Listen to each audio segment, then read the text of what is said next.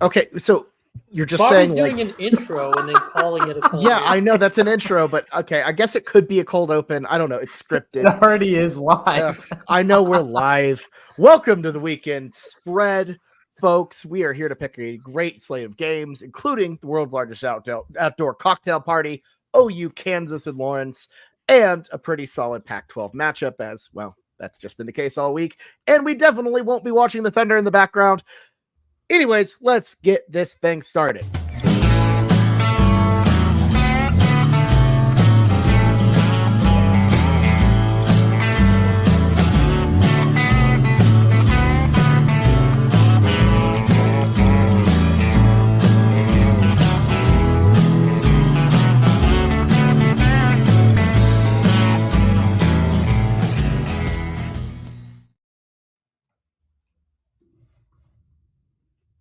All right, folks.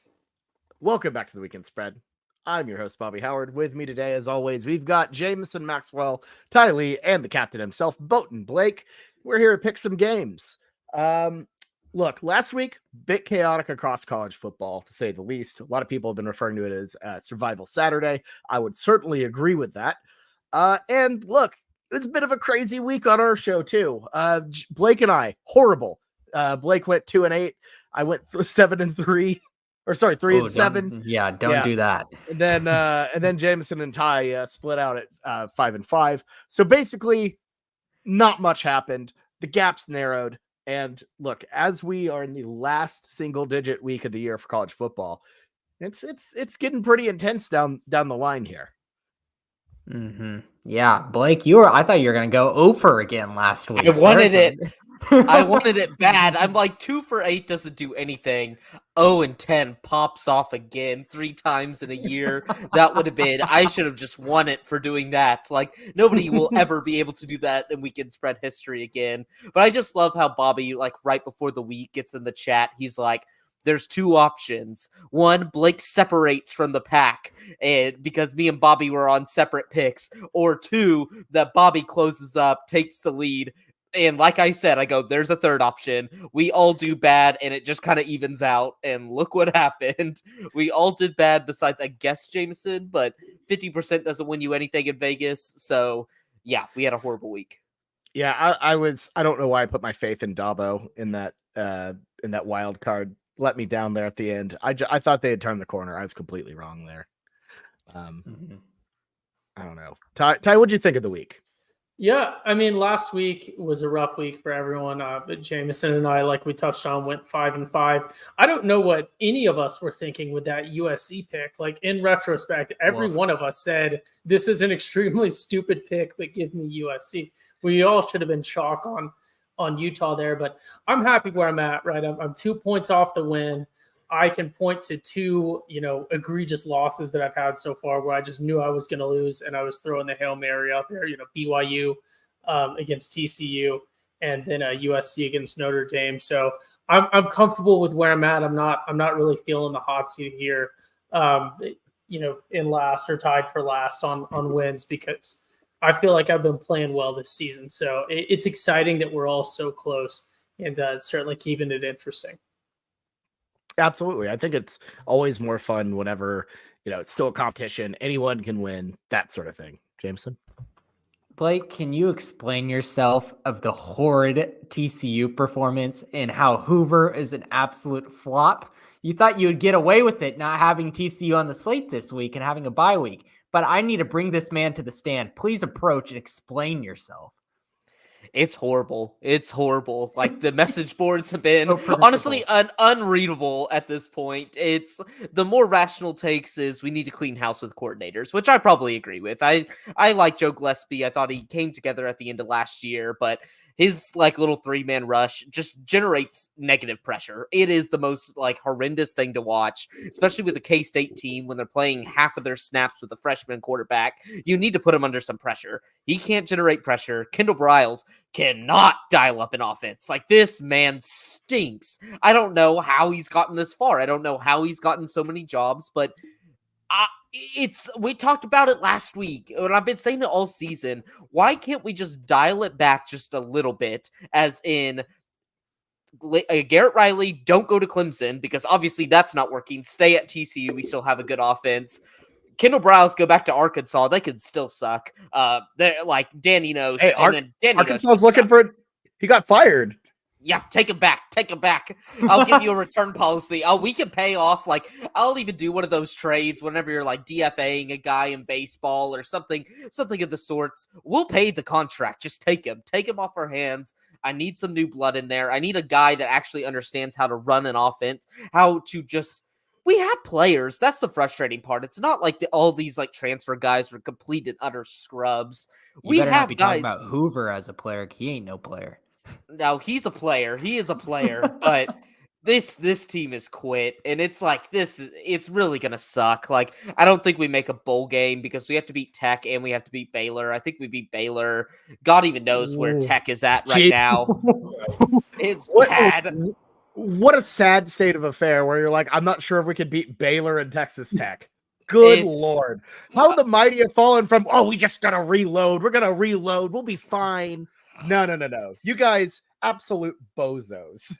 Disaster of a program right now. Bad. It is so bad. But Dykes should not get fired. Like, he gets at least like 6, 7, 8 years with taking you to the national championship to turn it around. In my book, I could care. Like, no. You don't touch him, but anybody else can go. I'm fine with it. It's bad. It's gonna suck.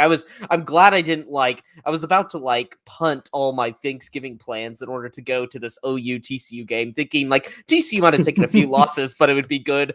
Thank God I did not do that. Thank God I just stuck with the script and doing a normal Thanksgiving just because it's gonna be bad. And I have to work that day. So good thing is I won't have to watch that slaughter. Well, I guess there's a silver lining to everything. Let's go ahead and dive right into the slate here with not this game. I wanted it. I wanted to do 5-2 Troy. I had a little Boko graphic. It was going to be great. No, but we're not talking about Troy and Texas State, even though it's a good one. Both teams 5-2. Really great one in the Sun Belt. Nobody wants that one. No. Instead, you want the world's largest cocktail party between Florida and Georgia. The Gators 5-2 overall, 3-4 against the spread. They're playing Georgia, ranked number 1, 7-0, 2-5 against the spread. This one, as tradition, is in Jacksonville at whatever bank is naming the Jaguar Stadium nowadays. It's the Gator Bowl. It's the Gator Bowl, anyways. Bulldogs favored by 14.5 here. You can find this one in the traditional 2:30 p.m. Central time slot on CBS. Blake, as the leader in the clubhouse here, you kick us off here. Who do you like in this one? Yeah, Ty mentioned it today that we go off recency biased a lot on this podcast. It's probably the reason why we have such streaky weeks where we go 10-0 and then we could go 0-7, just like we've done this year. I'm sticking to the recency bias. This Georgia team looks bad. I know Florida hasn't played anybody, but this Georgia team looks horrendous. They've had close games, Vanderbilt, Auburn, South Carolina. They can't seem to separate from these really marginal opponents. No Brock Bowers. Carson Beck's looking a little bit better. He's actually looking pretty good, but this defense just does not have the meat like it did the last 2 years in that front seven. They can't generate pressure. Graham Mertz is looking like probably the best transfer quarterback this year out of the portal class of last year, which is horrible to say considering it's bad. The transfer QBs have not worked out at any location. Graham Mertz has a chance to go over on Florida's win total, which, to say the least. What are you? Whoa, maybe I didn't hear that. You said transfer QBs have not worked out at any this year. That last year's class, the new transfer quarterbacks have not done well. Brennan Armstrong got benched. Phoenix. Awful. Don't even talk to me about Brennan Armstrong. He's an absolute bum, and we knew that from a long time ago. Horrible. He's awful. Sam Hartman maybe is the only other one in contention, but he hasn't won the big ones. I mean, Hartman's been good, but not he hasn't been what we thought he would be. He's been very underwhelming. I think that's like a sliding scale sort of thing. But, yeah. But Graham Mertz has been playing well. He's been playing well. So 14.5 is too many points in a rivalry game. I don't care if Georgia has way more talent. I don't care if Billy Napier kind of sucks as a head coach. They have the juice, and Florida desperately needs to play well in order to keep that recruiting class together. But they're probably going to hit the season win over on their win total, which is pretty good. So I'm going to take the Gators. Complete overreaction to what they've been doing the last few weeks. Yeah, I think this is a tricky one. This one sat at 14 for a while, and that hook doesn't really help at all. I don't love it. But at the same time, I feel like I'm getting similar vibes to like this in the Kentucky game, where I know that Georgia isn't quite the same team, and they've been sleepy kind of this whole year, but they can turn it on. And I feel like this is a game where they'll turn it on. This is a massive rivalry. Kirby Smart, as we know, loves getting up for these big games. I feel like he'll probably do a pregame speech very similar to the one he gave against TCU, where he drops a billion expletives, and it's you want to run through a wall. I just see Georgia really turning this one on, trying to put a boot on the Gators' throat here. And look, even if it is close, I could see Georgia pulling away at the end. I feel like they kind of did that last year in this game, where it was kind of close, and then Georgia just kind of hit the gas at the end. So I'm going to go with the dogs here by 14.5. Don't love that hook. I wouldn't bet on this one just because of it. Just too many points. Very wary. But if I had to pick a team, I'm going to pick Georgia. I'm picking Georgia, and I know Blake's talking about momentum here, but Florida, I understand they got the win from South Carolina. It wasn't a convincing win. South Carolina's team is really falling apart in terms of their defense. So, but so did Georgia struggled against South Carolina. Mm-hmm. Yeah, I know. I'm just saying, in terms of you're just playing like recency bias here, I'm just not super convinced that Florida is in this good stretch. I think they're doing all right. I don't think it's just wow, look at Florida, and they did well versus Tennessee, but then they got bumped versus Kentucky, so I just think they're in the status quo right now. I think I agree with Bobby. I think Georgia's going to turn on a big game. We've seen it this year that in terms of the games where I feel like they've kind of just slept through it, like Bobby was saying. I agree. I think this is a game they show up for. I think Vegas is daring us with this 14.5 point. And I say, great. I would love to take that bait. Give me 14.5, Georgia. Yeah, look, Blake said it. Blake said a couple things that I really just 100% agree with. The first one to know is actually I need to think about how I'm going to order my takes. Screw it. The first one to know is at the start of the pod, Blake said he wanted it in reference to a week where he just loses every single game. He's gunning for it again with this Florida pick here. Florida, not good. Another Blake take that I completely agree with actually is that none of the transfer quarterbacks this year have worked out. He's finally admitted that DJU is in fact a bum. So that is good to hear that he's turned around on that one. But I've got the dogs in this one, and I've got a bone to pick. I'm going to throw a dog a bone because I've got the dogs in this one. The world's largest cocktail party, but the stadium seats less than Iowa Stadium is just doesn't make sense to me, right? You don't get into me about advanced analytics, whatever else. I don't see how it can be the world's largest cocktail party if it's a cocktail party smaller than an Iowa home football game. Doesn't make sense to me. So they ain't drinking cocktails in Iowa. Yeah, you know that. You know what? I don't think you can. Yeah. In Iowa, they just drink I don't know, that awful Bush. Hawkeye vodka and wave at children. Mm-hmm. Yeah, but they're anyways, having world's largest binge drinking fest, just Yeah, Depressionville over in Iowa right now, just trying to drown your sorrows and losing to Minnesota. The Floyd of Rosedale is not staying in Iowa. One of the worst calls I've ever seen. I don't know if that's that bad of a call because I could see where they're going for, but man, that just wasn't a fair catch. I hate sucked. I don't know. Sucked. That sucked. That was a terrible, I would be terrible call. You got to pick up the flag on that one. Sorry, Ty, you go for it. Yeah, but no, in conclusion, though, I don't want to pick on this game too much. The world's largest cocktail party is easily a top 3 rivalry game in the SEC East. So that's funny. Yeah. So 3 on the dogs. Blake is a island boy with the Gators. So let's move on to our next game. And I feel like we keep saying Duke a lot. And Number that's Louisville. 4, Number 4, And Louisville. Well, that's a mistake. Oh, Those watching live saw a typo. Louisville, not 4. they can still make the playoff. Hey, they can still get up to 4. They I just thought got to this win was- out and beat SSU in the. I think I thought this missed was- it. season. That's think a I missed- paint pole level. This is no. This is a power ranking. It's analytics. It's we're counting the amount of teeth the bird has. Anyways, yeah, the 16th ranked Duke Blue Devils, 5-2 overall, 4-3 against the spread. They're heading to the stadium formerly known as Papa John's Stadium to take on the Louisville Cardinals, 6-1, 3-1 against the spread. Louisville favored by 4 here. You can find this one 2:30 p.m. Central on ESPN. Ty, who do you got here? Yeah, this is a classic ball not nowhere sort of game. There's so much bias in just if you're a casual, I'm a casual, but if you're a casual and you just listen to, in your football knowledge of teams that aren't your team is just the team I hear most about on ESPN or whatever has to be the better team. You're like, oh, this one's easy. Duke's the underdogs. They've had a rough schedule. It's their year. They're going to do great. Give me Duke in the points. Duke, like their only 2 losses are against good teams. Their 2 losses are not against good teams. Their 2 losses are against bum teams. Give me Louisville, better football school. Got to go with the brand. They're number 4 in the nation.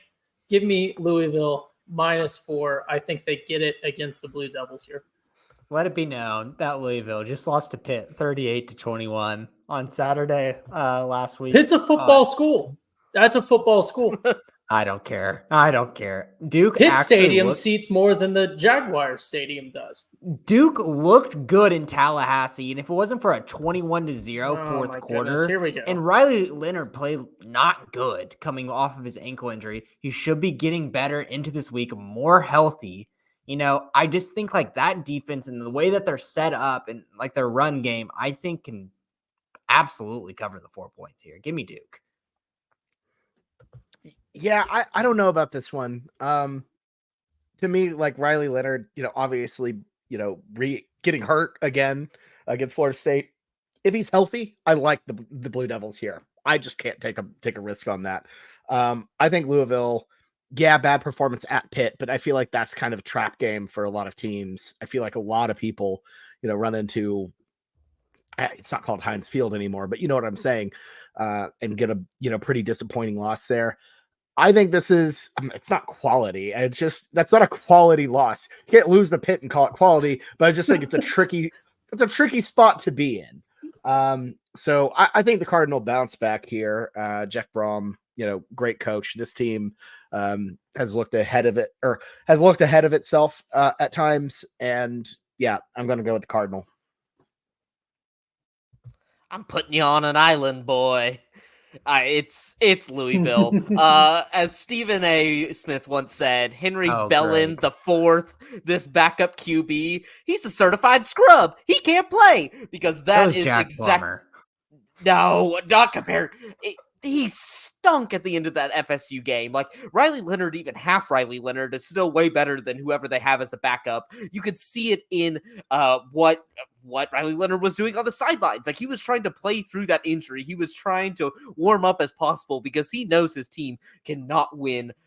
They cannot win with their backup. Their backup stinks. And so Louisville, I know what I'm going to get. I'm going to get a good team, well coached, good defense, meh offense.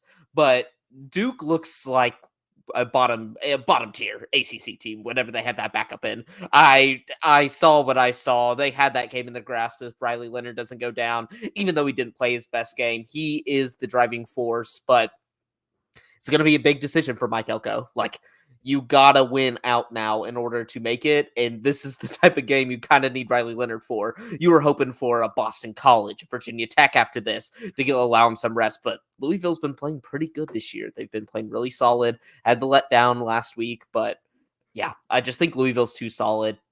I'm not taking a Riley Leonard-less Duke, so give me the birds with teeth. There you go. Jameson on an Ireland. All right, let's move on to our last non-conference game of the week. It's the Oregon Ducks, 6-1, 3-4 against the spread, heading to Utah to take on the Utes, who are 6-1, 4-3 against the spread. Oregon favored by 6.5 here. You can find this one 2:30 p.m. Central on Fox. Blake, kick us off here. Who do you like in this one?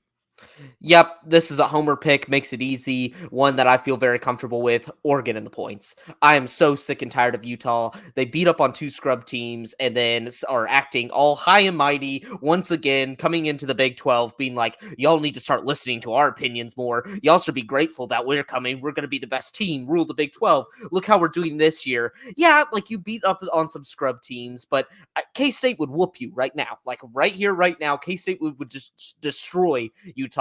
I need that Big Ten power to come in. Oregon, lash Utah, put them back where their place is. They're a good team. They're solid. They play good fundamentals. They're not an elite team. They never will be an elite team. That's why they can't win the big games. That's why they can't win the Rose Bowl. That's why they can't go into their own conference championship without 3 losses. Like, this is the games that Utah loses.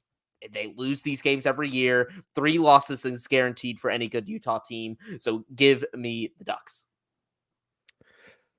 Yeah, this is a tricky one for me because I feel like Utah at home is usually pretty all right and usually pretty good.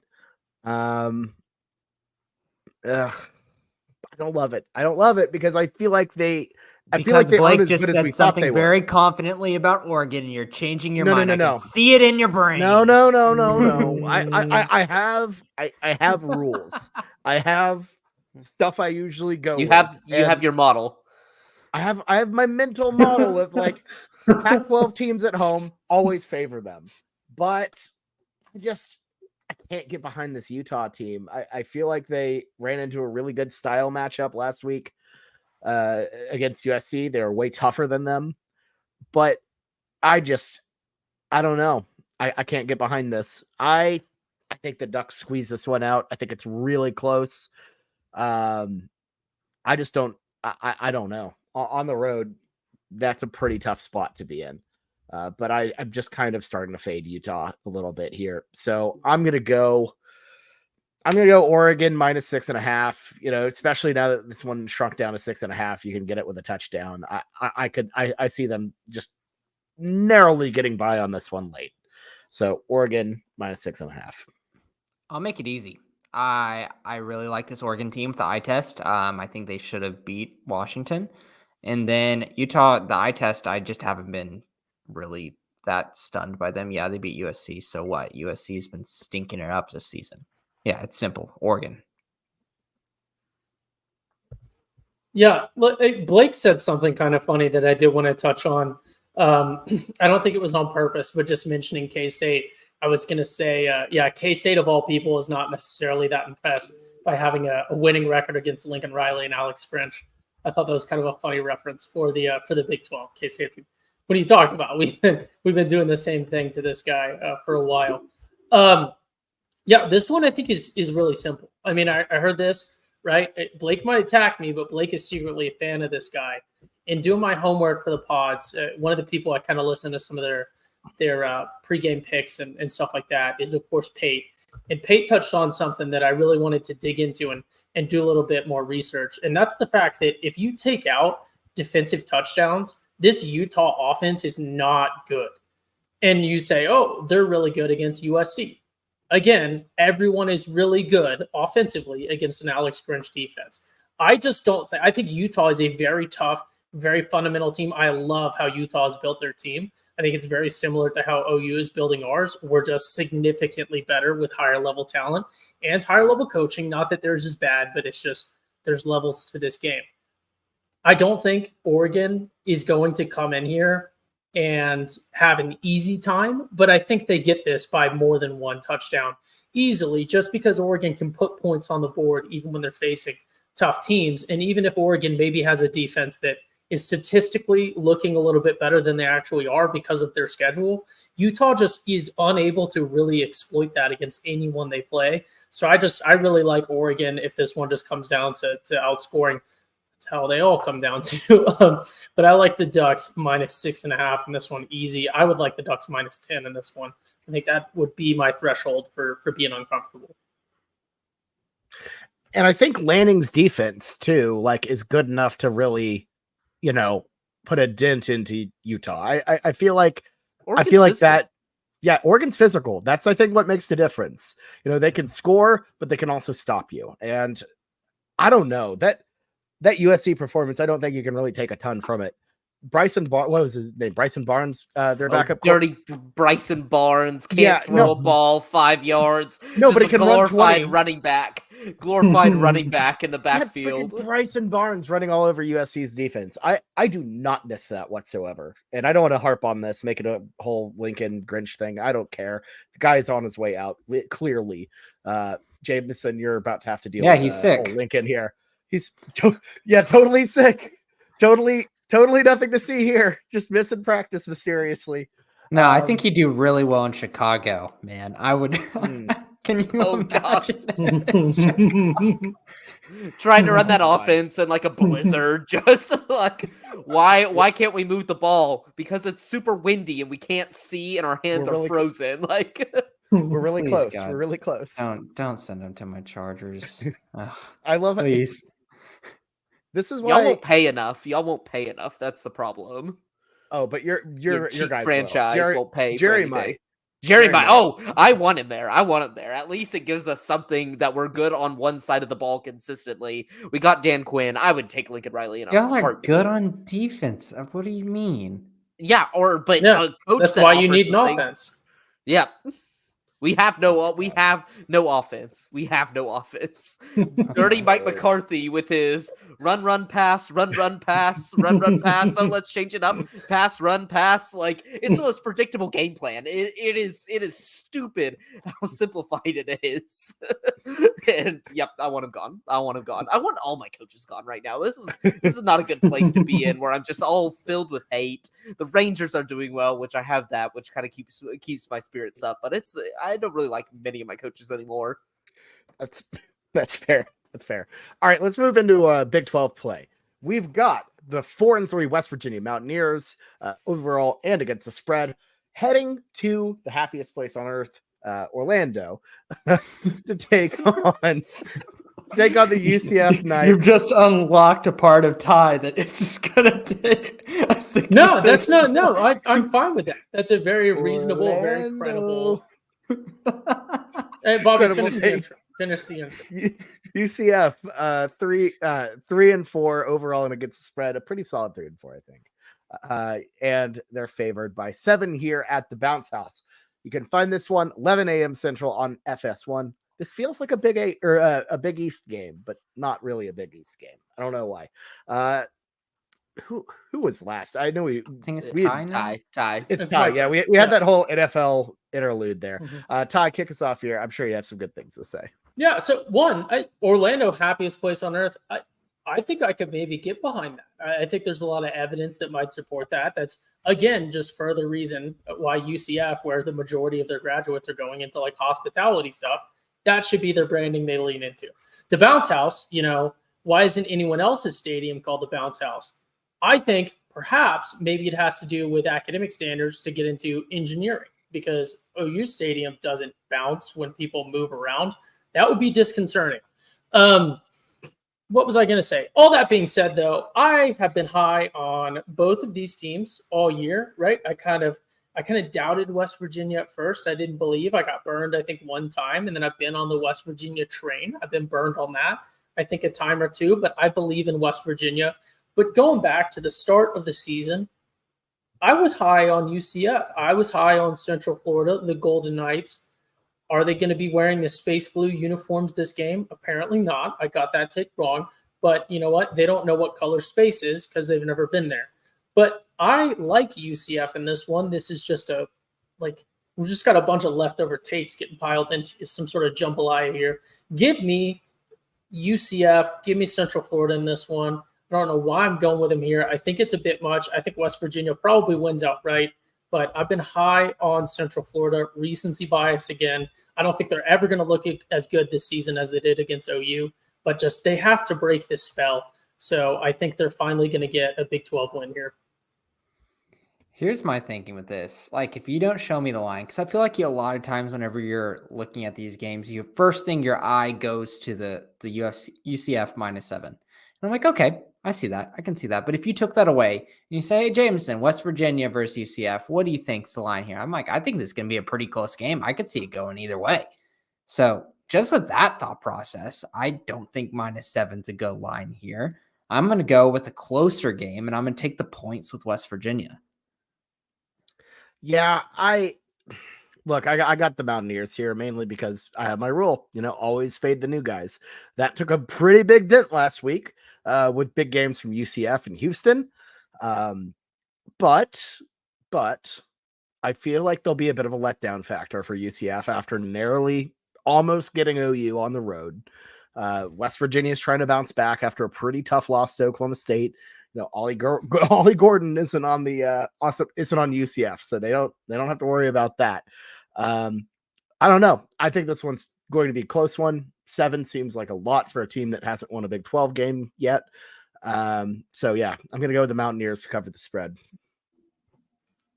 This game just makes me mad. This game makes me mad because I have to consider UCF as a legitimate possibility to win a game because I thought my Oklahoma Sooners, Boomer Blake here, was going to just roll over John Rice Plumlee, and instead I had to watch the bummiest read option just paper cut OU's defense to death, and John Rice Plumlee didn't even have a great game, but yet they're still in it. They run the worst 2-point conversion play I've ever seen in my lifetime, rivaling like the Pat McAfee, like the trick play on 4th down. It was that bad. And UCF had a chance to tie and go into overtime and win that game. What are we doing here? What are we doing here, OU guys? Like, we're supposed to be running this conference, okay? That's what Boomer Blake would say. West Virginia might just be a pumpkin. Looking back on it, I thought West Virginia was good because they beat Texas Tech and they beat TCU, but turns out we both suck. And so I don't know what to think of you because I still don't think much of OSU, but still couldn't beat them. And then Houston, I think, I just don't even know what to think of Houston anymore. Houston was garbage at the beginning of the season. TCU cranked them. And then last week, they just decided to waltz on in and keep it close with Texas. What? That team should have won that game other than that horrible spot they got. Yeah, Houston got destroyed on that spot. Hosed. It makes no sense. These teams, the Big 12, if you take out OU and Texas, besides maybe K-State, does not make sense because the next one you're going to is Kansas. We don't know what Kansas is on a week-to-week basis. They're either putting up 70 or they're putting up 7. I have no idea what to think of this game. These two teams stink, and this line seems like too much. So Vegas knows something. Give me the Golden Knights. I got to back John Rice Plumlee. This one hurts. This one hurts. This is where recency bias JRP kills you. Here we go. Kills you after going against my Sooners, just going into our house and putting up that performance. I just can't believe it. I'm stunned. I'm thinking UCF is better than they are. So give me the Golden Knights. Boomer Blake. I gotta say, shout out to UCF and their fans last weekend. They were pretty cool, and they showed out. They showed out in force in Norman, and they were pretty neat. All of the ones I met were super chill. They were all excited to be there. So shout out to UCF. Good they're probably the most keyboard warrior like fan base of all time. Probably super nice in person, but going behind their little anonymous aliases and just firing off away about how UCF. The best part about it is all those tweets resurfacing this summer where UCF fans were like, "Don't be surprised. Like we've been playing at a P5 level for the last few years. Don't be surprised when we come in and shock the Big 12." and 4. And they're the winless. They were considered the best of the new 4, and they are the only ones still without a conference win. They might still be. I'm still standing by that. I'm still standing by it because they might. You never know. Like you just said, is the Big 12 is still up for grabs. Even OU is not locked in as a Big 12 contender at this point. It also might be kind of a West Virginia home game. I feel like a bunch of random West Virginians live in Florida. I don't know why. It just seems like a place they would go. I don't know. Randomly go to Florida. I have read that the West Virginians have, a lot of them live in Florida now. I don't know. What are you many are saying? I heard this on a podcast. I told many are saying. Okay, no.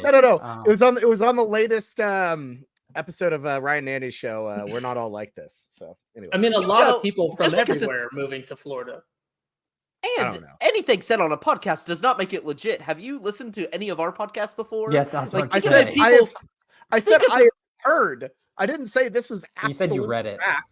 You originally you made it seem like it was legit. Whatever. All right. we're Imagine moving some on. podcast out there being like, "Oh, I It heard could it on a be legit. podcast. Ty Lee said it," and it's I heard he's a bum. All right, let's move on to our next game. This one, I don't know. This is a weird one. It's the Iowa State No, it's Cyclones, not. 4-3 overall and against the spread, heading to Waco, Texas to take on the Baylor Bears, 3-4 overall and against the spread. Cyclones favored on the road at 2.5. Please move that. Thank you. You can find this game 2:30 p.m. Central on ESPN Plus / the Big 12 network thing, whatever they're calling it. Iowa State fans furious because they don't have internet. Anyways, like a lot of them legitimately don't. It is a problem because they're super Oh, rural. no. And there are a lot of people who are rural and can't catch this game. It's really unfortunate. Anyway, Iowa State versus the Schooner Pod rivalry back on. it never ends. Bring it on, Larry. Man, this is a weird one because Iowa State looked very dead in the water at one point. Kind of not anymore. Baylor's still dead, it feels like. I don't know. How we feeling about this one? I don't know. Baylor, they took care of business last week versus Cincinnati, but I had to switch that one. I had to turn off the OU game for a second, hard as a true diehard Boomer Sooner fan to do that. But I switched it on to the Baylor game because they were coughing up that lead like no other. They had one of those just straight cover graphs that was like this, just completely off a cliff. Mhm. I can't trust Iowa State, but I can't trust Baylor. I just can't. It's not, they're still playing with some heart, but it's like at the beginning or ends of games, they just can't play a full 4 quarters, and it's gonna bite them. It's gonna bite them eventually. They didn't play 4 quarters against Utah, bit them there. They didn't play 4 quarters versus UCF, won that game somehow. Did it again with Cincinnati and barely scraped by. They're playing at razor thin margins. 3 seems very, very Iowa State. It's just Iowa State. Yeah, 3 seems like a slam dunk. So give me the Cyclones. Yeah, this is a weird one, and I feel like it's historically a weird one. Like I just seem to have several memories in the past of being completely set on one thing, and then the exact opposite happening in this series. It's been really, really close. A lot of really close games. Looking at the Winsipedia here. But ultimately, history doesn't matter. Present does. And I think Iowa State, they're not looking that bad. They went into Nippert, completely clobbered Cincy. They're looking like they've turned the corner a little bit. Baylor, on the other hand, I don't see a lot of life from the Bears. I don't see a lot of life from Aranda's team at all. And even that, look, but that line is so fishy. It feels like Vegas kind of knows something. I don't know. I don't know what they know, but I'm going to be a fool again and go with the Iowa State Cyclones. I really, and I got laughed at last time we talked about Iowa State or something like that. I believe that they genuinely have a chance at the Big 12 championship. Like they have an outside shot at a Big 12 championship bid. I don't think that's super insane at this point. There's a chance they are the third. They are the third best team in the Big 12 and could creep into this thing. Dude, I do not know how they have to play at Kansas State if they even want the third spot. And you have to play Texas and too. Ames. It does not freaking matter. No, I'm saying Quinn Ewers should be back by that game. That's right around his return time too. Even if Malik Murphy didn't throw the ball, I think they would. Yeah, I agree. Bobby's trying to get back on this number 3 in the Big 12 take, which is an absolute bum take. That's not a bum take. Look at other people's takes on this. This is not like an insane Kansas State looks better. K-State looks really good. I'm not saying it's up for debate. I think it's OU and Texas. No, and it then, is not. Just because you're No, taking it's just some Kansas bummy State. side does not mean it's up for debate. It is K-State. Okay, so we're here's just going to yeah. absolutely go with K-State, the Yes. team that lost at Oklahoma Just State. so No, Yes. no. Oklahoma State's looked pretty decent so Good. far. Yeah, Oklahoma State's Right, they looking a lot bounced better. back. I agree. But you know who beat that Oklahoma State team? Iowa State. Yeah, when they were So- bummy. When they So- were It doesn't complete, matter if they're when they didn't realize they had a running back that they could just give it they to every already play. had Bowman. They finally started run Gordon then, and they played them tight. But like I don't think we should be discounting this Iowa State team. I think they've kind of bounced We're back. not discounting them. I just think I the think number they- 3 take is just a little ridiculous. So here's Bobby. Is it really? I don't Yes. disagree Yes. with you. It's just that their schedule doesn't help. Like K-State has the easier schedule. Like Iowa State has to play everyone who you could argue is better than them, I think. Versus like K-State doesn't have to play both OU and Texas. So How does their schedule like? I'm saying the indicate whether stats or can not lie. the At team the end of the year, right? When we see Yeah, who like- truly finishes third, I think the stats might lie. I'm on your side in this. I just think that Okay. like it's going to be hard to back it up just because their schedule hurts them. I think if they had K-State schedule and K-State had Iowa State schedule, I don't know. Because like K-State plays at Texas and has Iowa State at home, and then I don't know. I think it'll be interesting to see how it shakes out, but I don't think it's the worst. I don't think it's really as ridiculous as it seems. So we'll see how it shakes out. I could be wrong. Iowa But, State could win the Big 12 this year. I mean, hypothetically, I don't think they're eliminated yet. Actually, No, they only have one Big 12 loss, and it was Oklahoma. So I don't know. We'll see how it goes, but a lot of football left to play, and obviously Iowa State has to win this one to get there. But Jameson, what do you think? I like this Iowa State football team. I don't want you to take it that I don't. I obviously, in terms of Rocco Becht believers, I was there from the beginning, and then I was immediately ready to throw them in the trash. But it's just really just team scrappy. I really like their defense. They seem to control the tempo of the game well. So I think versus teams like Baylor, I think that they can control it and kind of pummel them into the dirt. So I think they can win by give me Iowa State by 6 here. here's the thing, right? I'll just be upfront about it because both these teams don't deserve much of an explanation. I must be Lincoln Riley in 2024 the way I'm riding with the Bears.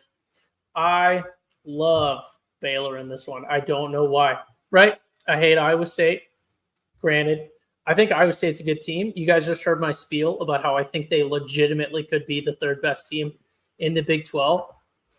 I just I'm not that down on Baylor, right? They've only lost to Texas Tech and then pretty good teams. They lost to Texas. They lost to Utah, not that bad by 7 points. And then they lost to Boko, who is, the slept-on giant. Further, I think Blake Shapen is maybe the best Power 5 quarterback in the state of Texas. He's certainly better than Quinn Ewers. He would never have a Quinn Ewers level performance against OU.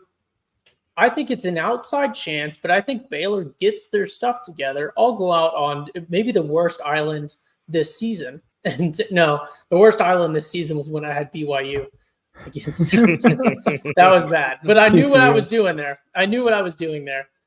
This is going to be the worst islands of the season that I think I can maybe win. Give me the Bears outright, but for the purposes of this, plus 2.5. Okay, I like it.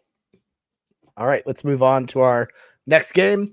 We've got the University of Houston Cougars, 3-4, 4-3 against the spread. Rebounding a little bit, showing signs of life. 2 impressive weeks, I think, back to back for them overall. They're heading to Manhattan, though. The Little Apple. This is like their only game one of their only games outside of the state of Texas, I believe. They've not left Texas much at all. They're heading to Manhattan to take on the Kansas State Wildcats, who are 5-3 overall and 5-3 against the spread. Wildcats looking very resurgent after a beatdown of TCU, in case you forgot. You can find so this is Kansas State minus 17.5. You can find this one 11 a.m. Central on ESPN2. Ty, kick us off here. Hey, Ty, can I just interject real quickly and just give you some props? Because you said that the worst island of this whole year so far is you picking BYU versus TCU. I disagree. Let's not forget Bobby picked Colorado to cover versus Oregon. Let it not be forgotten. Let it not be forgotten. That was a pretty bad island. I can't. That was a pretty bad island. I remember Bobby doing something egregious. I had to go find it. It wasn't that egregious. Yeah. Like it looks bad now. It looks bad now, and it was a little dubious at the time. Horrible when it happened. Looks awful now. Like, but sorry. In Bobby's defense, that was a let's ride the trend. Like, it's going to hurt you at some point, but if you just stay on it, it'll help you more than it hurts. It's like what, 21 points, something like that. It was 21. Yeah, I thought they'd be able to game score was 42-6. Yeah, I didn't think the game would be competitive, but I thought they could have at least a little bit to like keep it close and cover. Close like a little back within 21 points. But I'm still mad at Oregon in that game. They took their foot off the gas. I had team total over 45, and they just decided in the second half to just not score the ball. Just did not score the ball. They could have killed them by 90. Those are the ones that haunt you. Sorry to make us go off track. I just had to make sure, Ty, you did not continue in dishonor because I don't think you deserve that title. Thank you. I chose TCU last week versus K-State, which arguably might be the worst. It's funny because I think conversely, if we've established that the worst island on the pod this season is Bobby picking Colorado, the best island on the pod was me picking Colorado against TCU. So that's fair. That's Colorado for you. But yeah, Houston, I think they play 3 of their away games also in Texas, and then they go up to K-State, and then they go out to Orlando. So yeah, it's kind of weird that you'd think that the Houston fans, if there are any, would be used to commuting since it's a commuter school, but I guess they get to play at home in their rented stadium that they have there. I like K-State. This line is very big for a Houston team that it's just impossible to read. But I think that if I change my perspective and I just consider this Houston team just another old Dana Holgorsen West Virginia team, makes it a little bit more clear for me. I'm not confident about it because the line is so big, but give me K-State in this one over Houston. I think Houston gets a little hangover from the Texas game. I think they pulled out their bag of tricks. I think there's going to be a slump, and I think a fundamental team like K-State is just going to be better coached and is going to go out there and take care of business. That being said, I really fear that this one finishes with K-State up 14. This is just I think this line I think is honestly crazy, but give me K-State minus 17.5. Hate this game. Legitimately anything with Houston for the rest of the year I don't want to pick. And too bad. We're on the weekend spread. It's just going to have to happen. But here we go. 17.5. I was prepared to pick Kansas State coming into this, but then I was reminded, Jameson, you have faded Donovan Smith this whole year, and you were a huge believer in him. You believed in him whenever nobody else did. And look at him this year. He's done great. I've been very happy with Donovan Smith. I think Kansas State controls this game the whole time, and they will be up 3 touchdowns. But I think a backdoor cover is in order for Houston to cover the spread. Hate this one. Worst feeling of all of the picks. Screw it. Let's go Houston.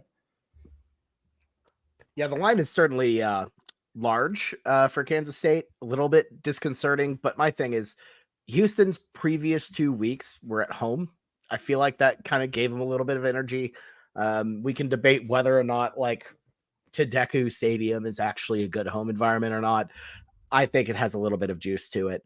At least it's not being on the road. What? The tickets are going for $1. They are going for $1. This is a P5 school where the tickets you can get in for less than many things in the American economy now. In Houston's defense, when OU played UCLA in the Rose Bowl, UCLA had to give those tickets away for free. So at least people paying. That was a Power 5 big brand marquee matchup, and they couldn't get people in. So I just think it's probably just a little too big, if anything. I just don't think. They have just no fans. Like the narrative has not changed. Houston does not have any fans. It's a commuter school. They don't really care about their team. They kind of care about basketball, I guess, but they just don't. Imagine going to a game where a beer is 16 times more expensive than your tickets.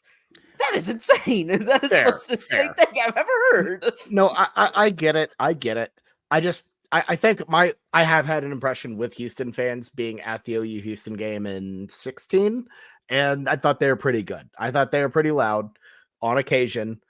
And I think at its worst, it's just not being on the road. Manhattan, different experience. This is going to be, I think, pretty tough for them.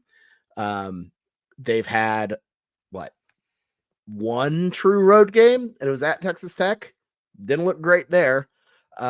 So yeah, I'm gonna go. And even then, their other one was Rice, which is a crosstown rivalry. Nobody was there, anyways. And they lost. And they lost.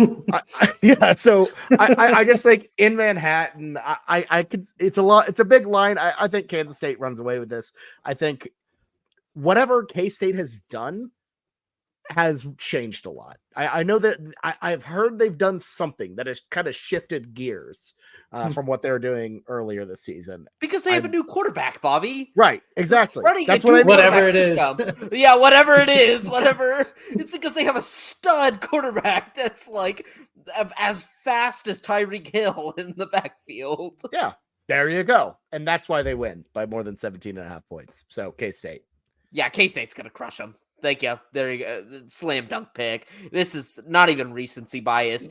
How is Avery Johnson not getting recruited more? That dude is so fast. I've never seen a faster quarterback in my life than last week. Granted, our defense wasn't doing much to stop him or hold him up, but how is this guy just falling to K-State? K-State's not the program to be getting 4-star guys. They're 3 and below, okay? They're a 3-star and below. Develop them. They should not be getting this talent. He's ridiculous. Like, I think the only problem that K-State really has, if they want to take the next step, pull Will Howard out. Will Howard doesn't do anything to you. Will Howard doesn't give you any X factor. Sure, he can move a little. Sure, he can pass a little. I don't care if Avery Johnson doesn't pass. Avery Johnson can run the ball like no other. Give me Avery Johnson. Give me, this guy's fantastic. It makes me so sad that OU K-State wasn't scheduled for one last year. I would have actually been legitimately excited for that game. It would have been a good clash of styles. It's just such a shame. It's really a shame. Instead, we got to watch the Boomer Bakery roll on.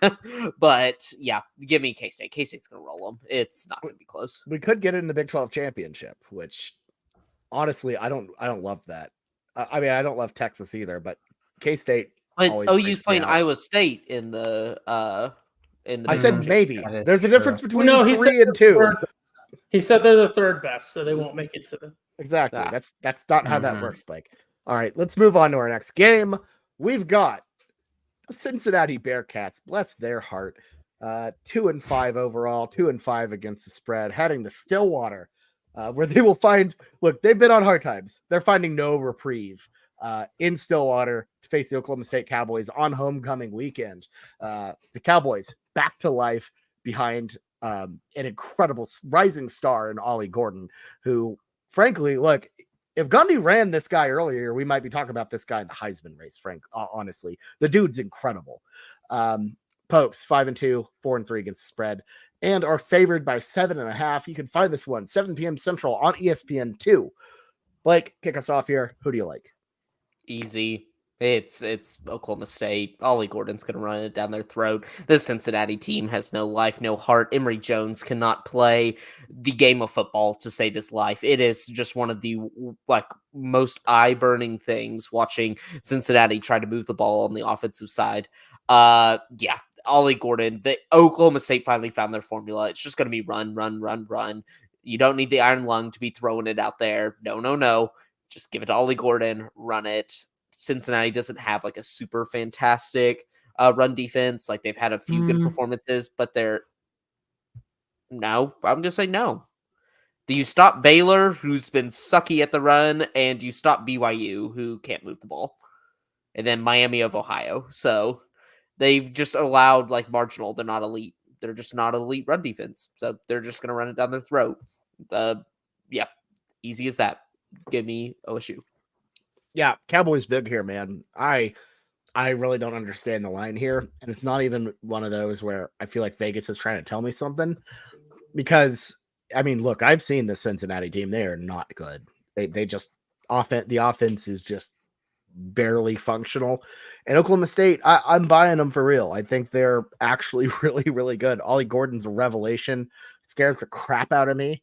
That Bedlam game's coming up pretty damn quick, and I don't know. The dude's a star, and I think he's only a freshman, right? Something like that. He's like super young. Am I right on that? I He's feel not like he's not a true freshman, right. right? Yeah, I don't. I feel like I saw the He Hutchins was twins. class of 2022. Yeah, I'm pretty. So he's a sophomore. Good lord, he was born in 2004. That is weird. Yeah, he's okay. So he's a sophomore, but he's still like really crazy young. Yeah, so he's in year 2, true sophomore. But I mean that's pretty young. Ollie Gordon though, dude's a star. Gonna destroy Cincinnati. Give me the Pokes by a 7.5. Yeah, Easy. fade Cincy. I'm not even going to talk on this one. Fade Cincy. Simple as that. Go Pokes. Yeah, here's a fun stat that you need to know. Only 4% of Oklahoma State's roster has thrown an interception this year. Give me the Iron Lung, Alan Bowman for the dub here. Possibly if Dylan Gabriel didn't get Heisman level, which he is, should be the front runner for the Heisman. Look at that. I mean, I'm not joking with that. Look at the stats, right? Doesn't crumble in big games like Michael Penix does. Doesn't lose to UVA. Well, Drake May was never in the discussion if you knew ball. But wait, what is this argument? Say it again. Jaden Daniels bum. Dylan Gabriel should be the front runner for the Heisman. I thought you were saying Alan Bowman should. Okay. No. Oh, well, he should be in the discussion. He's more deserving than Drake and then May. I heard Bobby say I agree, and I said, "Oh." Someone's clearly wrong. No. Statistically, Put Alan Bowman and Heisman. Drake May not too far off each other. Give me the Cowboys in this one, minus 7.5. I think they're good at home. I think the Cincinnati pain continues. Sweep for the Pokes. Moving on to our next game. It's the BYU Cougars 5-2, 3-4 against the spread. Look, they got a pretty solid win. Finally got their Big 12 win against a legacy team against the Texas Tech Red Raiders at home. But this one's in Austin, where they actually won last time out in 2014 under Taysom Hill, taking on the 7th-ranked Longhorns, 6-1, 3-4 against the spread, but dealing with the loss of star quarterback Quinn Ewers. Pretty sure it's going to be Malik Murphy. Apparently, Arch Manning might have a shot at this. It's gonna be Malik Murphy. Let's just go ahead and say that. Horns favored by 17.5. Find this one 2:30 p.m. Central on ABC. Ty, go ahead. You got it. Yeah, and Michael Whitman has a good point. I'm a double horns up ready because I got the horns in this one. But anyone who's ever seen a Longhorn, they don't really look like this. Like this is a better approximation of a Longhorn. So Texas should adopt the sort of a parallel to the ground shaka as their symbol because it's a much better approximation. I mean, you see it in the logo.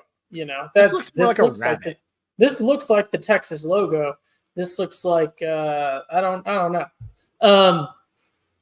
I like Texas in this one. I think the offense might take a step forward. Right? I've gone so wild on these anti-Quinn Ewers takes that I've convinced myself that this new quarterback might actually cause their offense to take a step forward.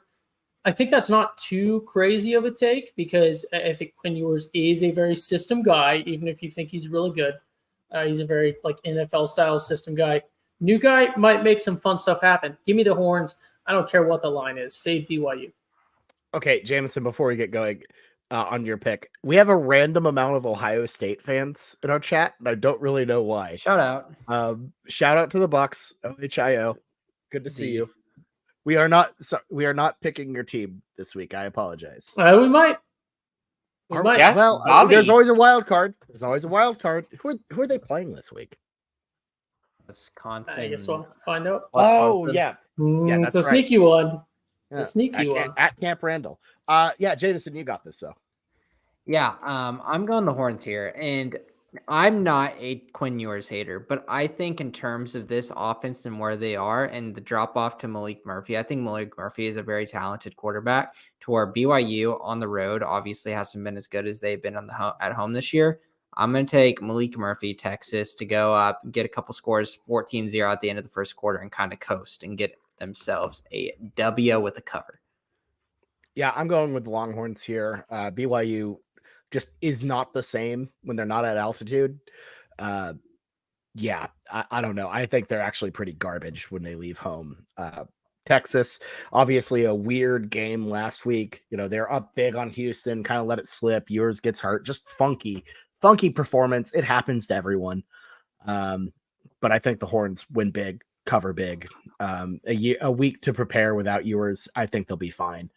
So Longhorns minus 17.5. Blake? It's a sweep. The Longhorns. I'm really up, sad. Put them up. I'm really sad.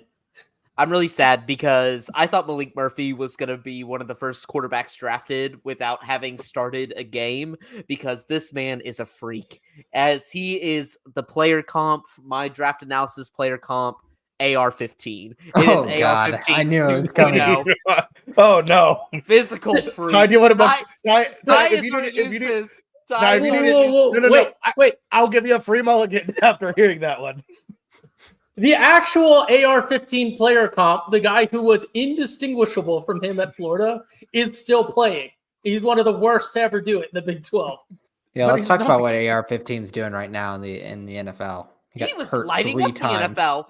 Okay, he played like a game and a quarter, like total. It looked great. It looked great, leading a lifeless Colts offense. Gardner Minshew did better this last week than AR-15 ever did. He lost. Gardner Minshew with his little 6-yard throws. Like, the Colts offense just isn't well adapted for the fact that you got a guy with a cannon of an arm. You need to be going 40, 50 yards downfield to catch those balls, not some little 6-yard dump to Michael Pittman, make him do yards after the catch moves in order to get anything substantial. Gardner Minshew ain't the future there. AR-15, that man, ooh, baby, that man. What a prototype of a quarterback. If I was going to build one in the lab, AR-15 is that guy. But that is a very valuable guy, and I like the great value version. So give me Malik Murphy. This man, I like that. man. That kind of convinced me. Yeah, this man rocks. Like, he's gonna be great. I wanted him to not play so we could get drafted and we could have another AR-15 scenario. Hasn't seen much tape. Malik Murphy's just a freak, and I just wanted him to get drafted on that alone. I didn't want to see anything on the field. He burned the Texas defense in that spring game. He looked really good out there. So yeah, give me. I don't want to see Arch Manning anywhere near the field. Give me some Malik Murphy action. Don't worry, it won't happen. All right, it's a sweep for the Horns. Moving on to the game of the week, the biggest game. Everyone's tuning into this one, I'm sure. You actually should. It's a pretty good one. It's the number 6 overall Oklahoma Sooners, ranked 7-0, 6-1 against the spread. Generally, we've moved to the cover system, so it's against the spread at the time of the game. They're playing the Kansas Jayhawks on the road in Lawrence, who are 5-2 overall, 3-4 against the spread. Probably without Jalen Daniels. The more and more we're hearing about things, it looks like the Bean Man's going to start. Sooners favored by 10 here, as on the road. You can find this one 11 a.m. Central, big noon kickoff on Fox. Boomer Blake, let's hear what you have to say about this one. Yes, I got to keep it real with y'all. I'm very, very concerned after last week. Last week was not inspired no hope. I know Bobby's going to be a little net success rate on a down-for-down basis. OU is doing just fine, but too bad not all downs are the same. Some mean a little bit more. That's why BYU is able to win games. They're one of the worst in net success rate, but they still find ways to win games. That's how they beat Arkansas. That's how they beat Cincinnati. They stink on a down-for-down basis, but they still win games. Quality wins, Blake. Blake, you were right. You were right the first time. You didn't need to correct him. You didn't need to correct it. BYU not good at net sex rate either. Yep. I gotta be honest.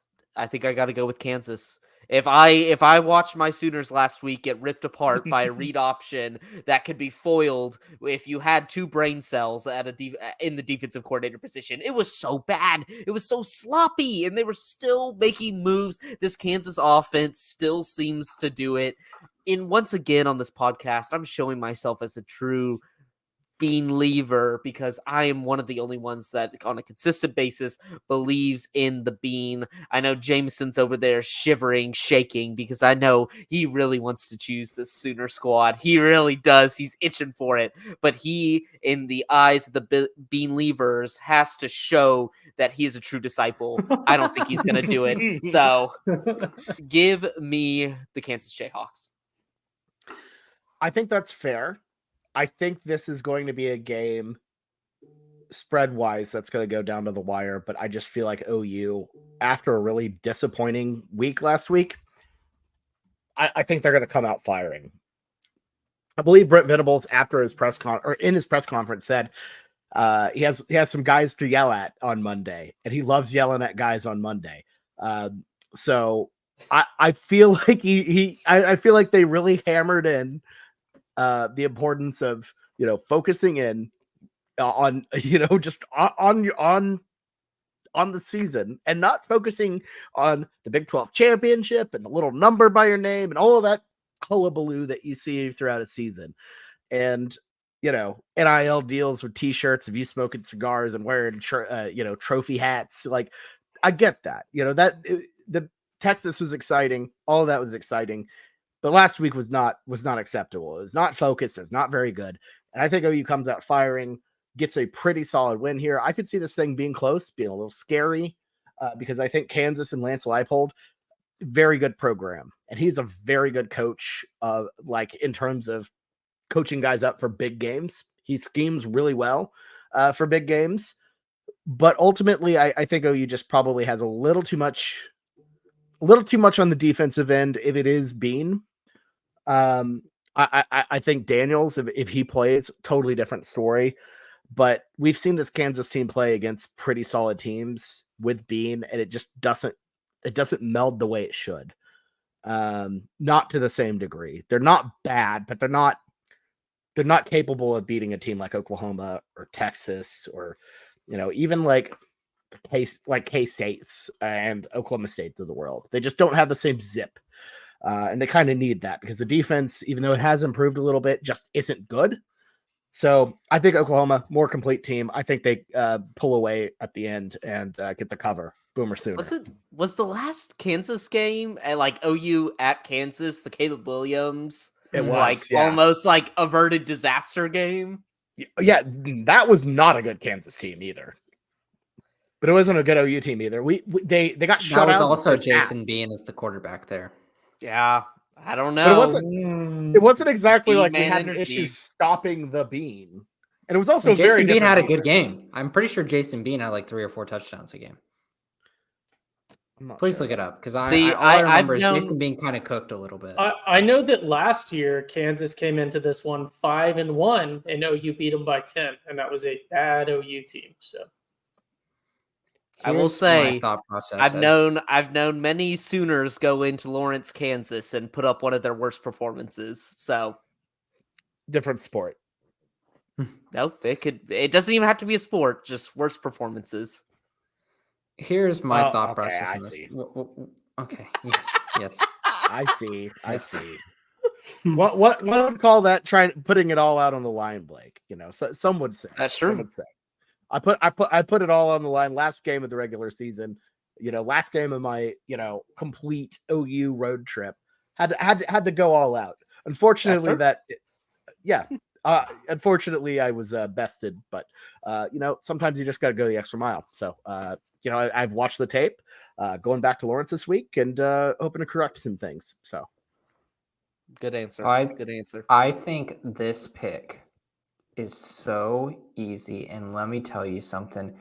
I felt so much better after Boomer Blake is completely abandoned OU. That's all we needed. It was all we needed. Blake was just like, "Oh, I'm gonna do this. Oh, I'm an OU fan just to try to get in our heads." Oh, thank you, Blake. Continue that. but you don't have to anymore. And it feels so good. I don't want your toxicity and your TCU horrible, like you're flipping and flopping your snip, snap all over the place on what you feel about certain teams. That is just too volatile. Let me tell you something. Oklahoma's offense was the reason we did not do well versus UCF. Simple as that. Our offense kind of looked a little anemic at times. The defense, too, allowing more than 14 points to UCF is horrible. It's a horrible performance. I disagree because UCF has actually a good offense. They have one of the best rushing games in college football coming into the game. And I feel like we did a decent job, aside from a couple big plays, and just like the every down running game. I felt like we did a good job. Not down to down basis. He's right. He's right, though. Even with the big plays, I feel like we did a good job stopping the running game. I agree. It was a lot of. And that's why it's so bad. That's why it's so bad. No, that's why it was. Y'all just allowed the most mind-boggling dumb plays to like go explosive and allow UCF to be in that game. It made no sense. No. It was good, the offense Blake. that really, give me Oklahoma by 3 touchdowns here. This is not a true believer. And I'm sorry. It's not about being. It's not about being. It's really more about you at this point because I was still gonna pick OU to cover, but now you picking Kansas and moving away from OU is all that I needed. Man, I might need to go find some old tweets then. I feel might need to go find some old tweets and tell my man Jason Bean what you're really up to these days. Good, do it. Cheating on him all over the place, sleeping around that's town. Fine. That's fine. I am sleeping around town. Let me tell you something. This OU offense is going to put up 35 in the first half, and it's going to get ugly. Give me Oklahoma. Halloween is, of course, on next Tuesday. And when I think of football and Halloween, you guys already know where this is going. When I think of Halloween and I think of football, I think OU going into Kansas, going into someone else's house. And what is some great advice for when you're going into someone else's house? Let me read verbatim. Don't go to the backyard.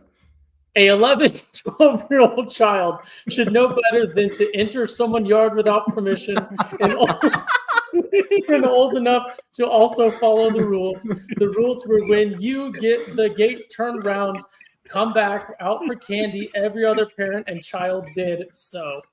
I'm, of course, referencing Gia the monkey, who stood her ground. I believe we don't know how the lawsuit ended up. Gia the monkey and full assassin with the monkey haunted house biting a child incident. This would have been a better bit, I guess, for Texas, since someone was coming into Texas. It's also a Halloween bit, but I didn't think of it. Texas, but yes, every Halloween we must shout out Pole Assassin and Gia the monkey. For standing up against. Long may she reign. I mean, they bit a kid trick-or-treating in Texas, so the kid was probably from California. But or West Virginia. I heard they're. I had to work that take in. No, that's only in Florida. They moved to Florida. The West Virginians are in Florida, Jameson. They're all over the place. Their biggest export is just people going to everybody's states. I will say, I have the Sooners in this one. We've been great against the spread. I think we're going to regain some stuff. Hopefully, right, we figure out this thing with our running backs. Tawee Walker, of course, coming back. And then hopefully we just learn that anyone but Marcus Major is a good option. But I think our kicking, I think this maybe actually helps us cover because you think of -10, you think of a touchdown and a field goal. I don't think there's very many situations where we're going for a field goal at this point with our kicking team. We're top 10 in the nation on third down conversions. Now that I realize that matters. Now that I realize this, that matters. Not this down to down stuff. If you're not doing anything on third downs, I meant to look up. I meant to look up fourth down. Crushes them.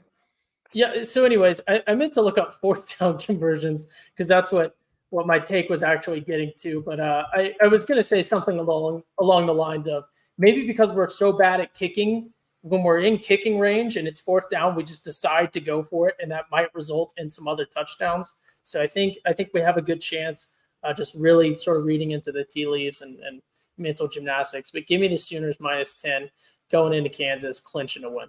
Easy.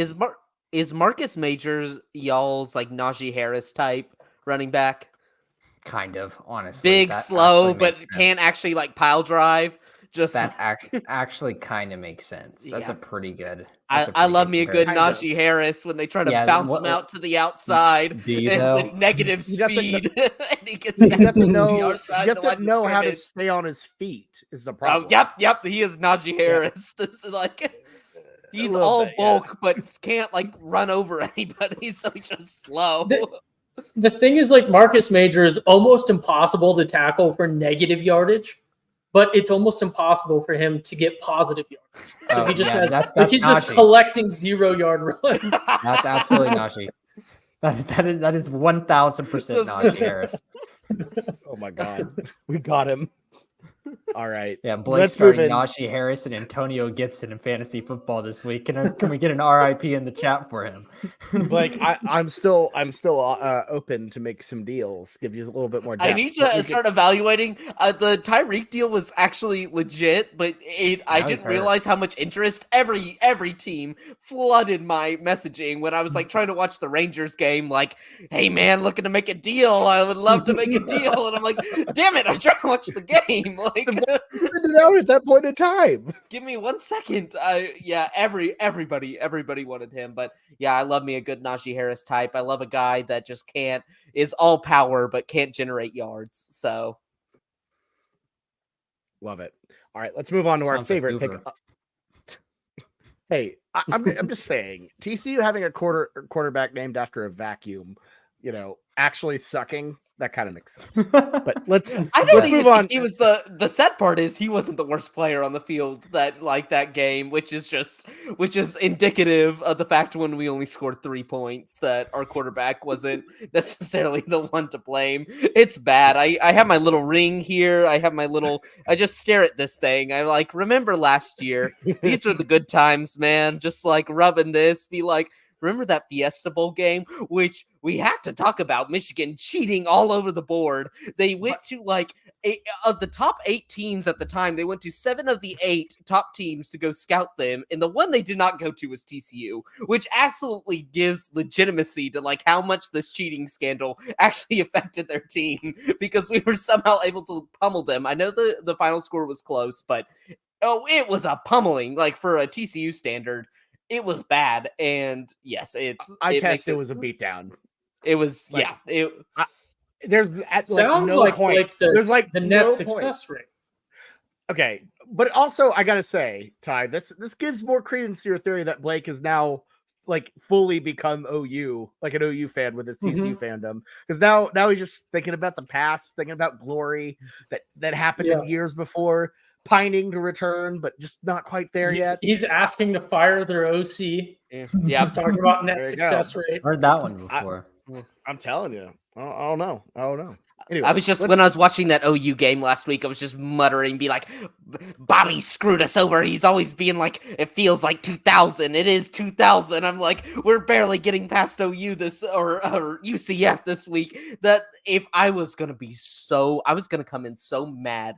The one OU win that I actually need y'all to win versus UCF to shut up those bums. If y'all would have lost, I would have been furious because y'all are leaving the conference in a year. Y'all don't have to hear about it. I have to hear about it for the rest of my life that they beat OU at home, and they're going to use that. UCF loves to pull one data point from like 7 years ago to justify their legitimacy and their success. So it would have been my worst nightmare. It was the first time I'm really, besides OU Texas this year, I was full boomer, but like I was really cheering for OU. I was like, just beat them, please. Like I can't deal with this right now. I can't. I got Utah fans in my mentions. I got Tech and Baylor fans. That's the funniest part about it is they're still piling on. And I'm like, you suck too. SMU as well. I'm like, we beat y'all. We are the worst version of ourselves and still beat y'all handedly. Like that should show everything about your program that it says about ours. And yeah, I'm dealing with too much on Twitter. It's sad that the only thing I have to look forward to is TCU basketball and Jim Dixon coming down the line, ready to just ruin my year again. I like all the TCU fans are like, at least basketball season starts next week. And I'm like, are you sure? Are you sure? Because I still trying to awaken that fan base to realize we could do a lot better at that head coach. It's going to be a long long year. It's going to be a long year. Blake, get me to baseball season, man. Get me to baseball season, like, please. You need a TCU podcast, man. Like, genuinely, I think you just are like bottling up all these takes that you just need to get out on like a little bit of the weekend spread. And now that you have a bye week, you have no outlet. You just have to go. And I can't deal with the message boards people. They're all just they glaze each other. It's like an inner circle, which I've never been able to puncture. They all have the same. It's the hive mind, and they just can't see. They can't put the rational takes out there. It's like, don't go for Dykes here. Let's go for Bryles. Let's go for the same people that supported Bryles in the first place. Like, I was one of the only TCU fans was like, this is a bad hire, like in a lot of ways. But no, everybody's like, believe in Sonny Dykes. He knows Bryles, yada, yada, yada. Yeah, I probably need one. It would be like a Josh Pate style for a very small fan base, which definitely has the marks of success. Like, definitely a lot of viewers right there. All 10 TCU fans. And I have like counterpoints to basically all of them, but yes, I would love. I have too many TCU takes to count. Yeah. There's just nobody believes in my vision for the school. So yeah, we got to spin it off. But for now, we got to move on to our favorite pick of the week. Why aren't the brakes working? Because I cut the brakes. Wild card, bitches! Yeah! What? Brakes, guys! I can't stop this van. All right, Ty, you kick us off here. Who do you like as your wild card?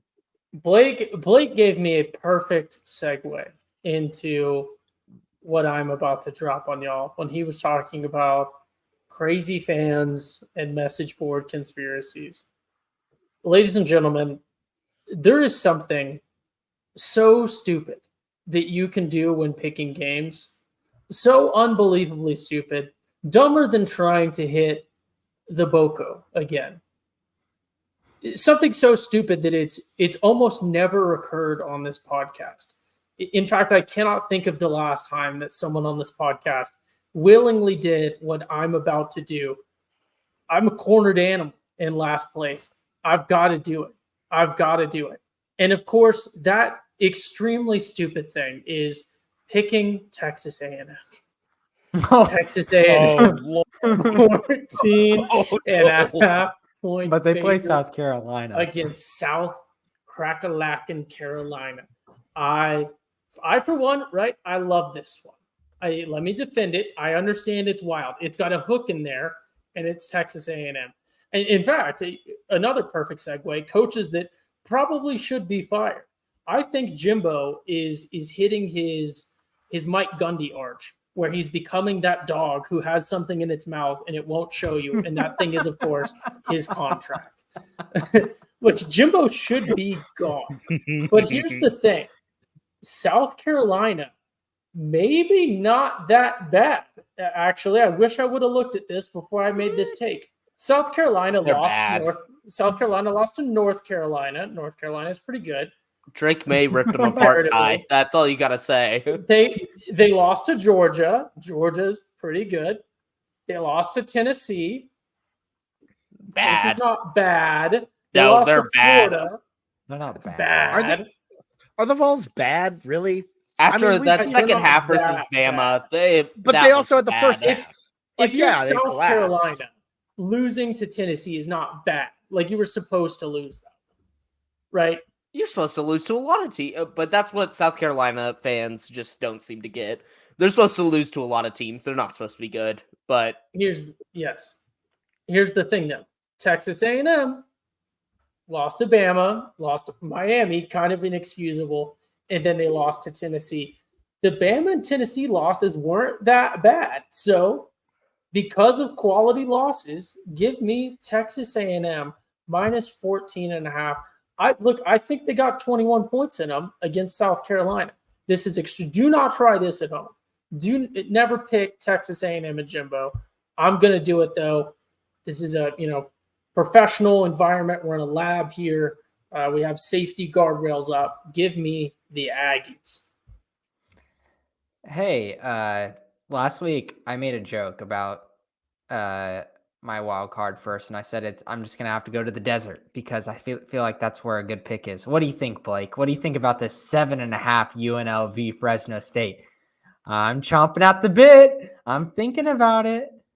I've been saying we're building something in the desert, and I might have to say it might be built. Like, this team is a wagon. It is a wagon. Bowl eligible, Bobby. Bowl eligible first time since 2011. And we haven't even hit the 8th game, or this is the 8th game of the season.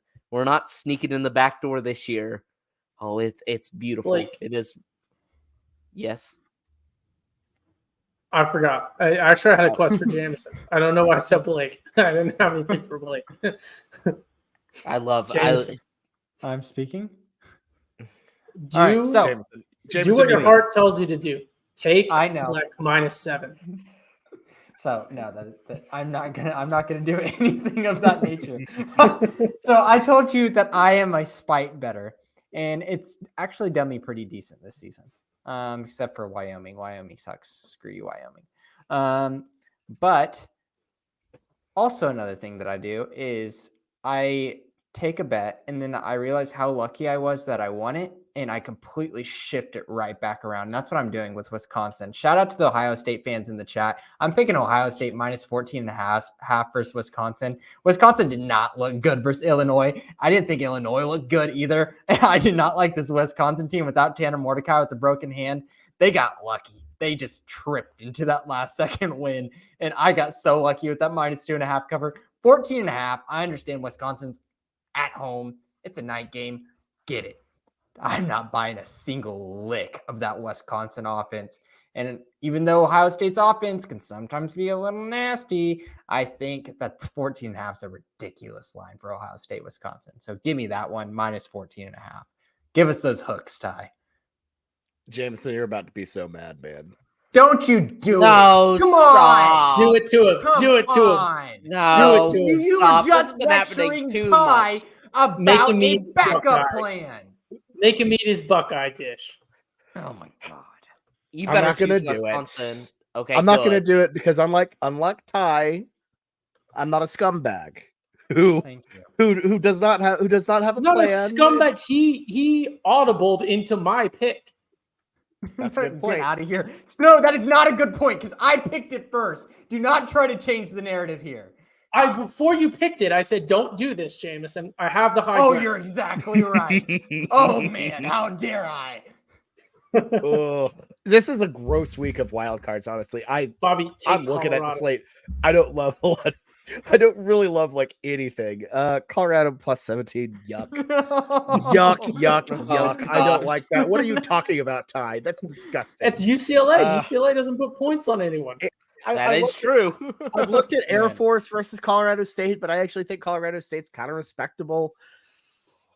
Oh, man, this is bad. That's bad, folks. He didn't have a backup He plan, did he? didn't have a He did not have that parachute. He jumped out. Buddy, not only did I not have a backup plan, I didn't have a plan. I just pulled up DraftKings and have been scrolling because I've been so busy with the damn Don't launch hit me with party, busy, man. It's Bobby, been- do it's not been a hit lot. me with busy, Bobby. I've been know you're working busy 80 plus too. hours Busy of Bobby. work weeks. Busy Bobby. Bobby, take Ole Miss -25. No. Take the Fleck coin. Fleck coin. Yo, dude, I hey, thought about the flex coin. I'm not taking the -7 flex against coin. Michigan State. Okay, here's what I'm rolling with. I gotta think Clemson is dead. I'm gonna go with NC No, State no, plus 10 at home. No. There's no way this goes poorly. It's a lot of points. I think Clemson still probably wins this game, but Clemson is just ugly, man. I don't know. I'm done. This is a spite bet on Clemson. I'm Okay, done. I with do like Dabo. spite I'm bets. done with this Okay. team. Okay, Um, I'll get on board. that's Jake. where I'm I landing. feel like this is where Dabo rallies the troops and puts 40 on them, and you're just like, dang it. NC It State's might not be. good. It they're might gonna be. they're gonna slip their way somehow into the ACC championship. I don't know how, but I just have a feeling they will. Man, I don't have any good feeling on these games. I thought about going Charlotte plus 3.5 at home with Biff Poggi, but they haven't really looked great. I don't know if I want to like hook my wagon to that. It's not good. So whatever. Let's go with NC State plus 10. And their defense is enough to make things mucky. You know what I mean? Like NC State, like offense wise, obviously a disaster, but Marshall Clemson, put or they might have put a 40 burger on NC Jesus, State. really? Yes. Uh-oh. I don't know. Whatever. I'm just sticking with it, and we'll see what okay. happens. I suppose. I don't love it. Oh yeah, Jesus, what happened there? Like most of these NC State games. No. Seriously, we're talking way too much about NC State here, but like most of their games, like pretty standard scores. Like 24-14 against UConn, and then oh no, well Notre Dame put a 45 on you, but okay, yeah, man, this is a bad pick. Oh God, whatever. NC State plus 10. Oh gosh, Bobby. I feel like it's like the end of Toy Story 3 when they're all like slowly going towards the incinerator. That's how I feel taking this pick. It's not good. Blake, who do you like? Yeah, I didn't really have a plan going into this, but it's clear now.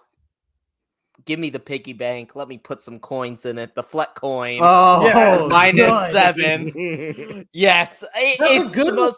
it's the most obvious one. You cannot win games when you're putting the H-man on your scoreboard, okay? Like, you have already taken the most L's this year. You might be, although you've won games, you might be the worst Power 5 team, and you throw the H-man up on the scoreboard.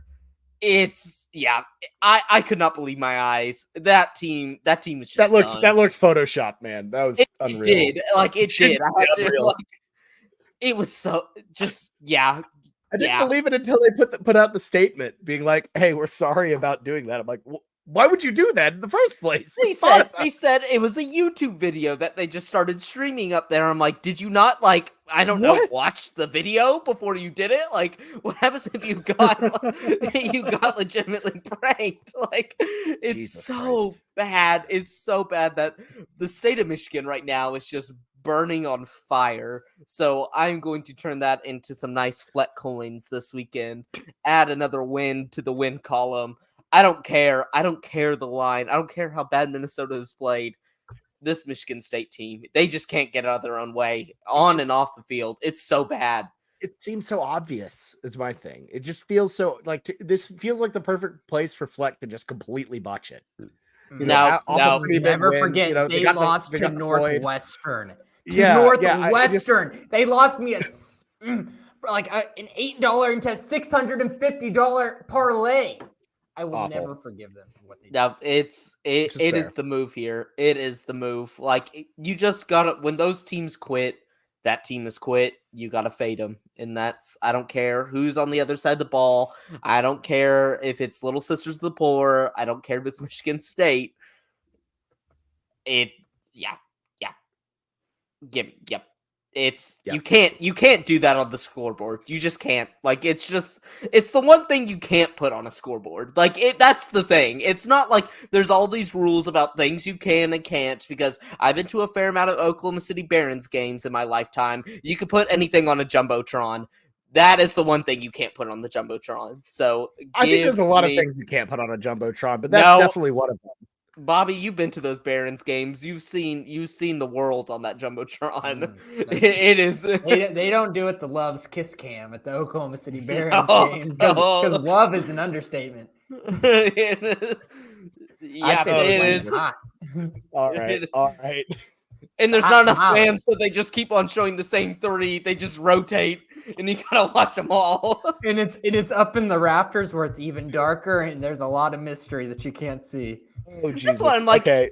You know something's going on when you're at OKC Barons games and you are sitting in the rafters. Like, you are sitting the farthest. Like, if you buy a ticket to the movie theater and you're the only one there and you're sitting in the, like, far right-hand corner, something's going on, and that is exactly what those Barons games were. And that skunk they threw, the mascot threw a skunk at us, and although it was a fake skunk, it somehow smelled like a real one. I still don't. Those games made no sense. Made absolutely no sense, and I'm sad I didn't go to the last one that we were gonna go to before they moved out, because the parking garage under the Cox Center flooded via bad flood, which is sad because Oklahoma City deserves minor hockey. Like if we lose the Thunder, bring back the minor league hockey, like that. We deserve it. We have a rich tradition. The Blazers, the Barons. We're an ice town, man. We're an ice town in Oklahoma City. Jesus. So I'm not even entertaining this option of potentially losing the team. But yeah, I don't want to go back to the days of what was it, Smoking Joe Burton? Yeah, no. it was so, Doug Sadler with his like walrus mustache. No. We don't want that. We don't want that. All right, guys, let's the easiest coin this week. Cashing in the easiest just coin. Too easy. It's too easy. Fleck is going to find a way to screw it up. All right, let's wrap this thing up, guys. Thank you all so much for participating, as always, in the Weekend Spread, and thank you all for listening. It's always a fun time. We know we go a little bit long, but it's always fun to talk college football, and we're soaking it up as we wind down towards bowl season. So, for me, Jameson, Ty, and Blake, this has been the Weekend Spread. We'll see you next time. Have a good one, everyone, and good luck out there.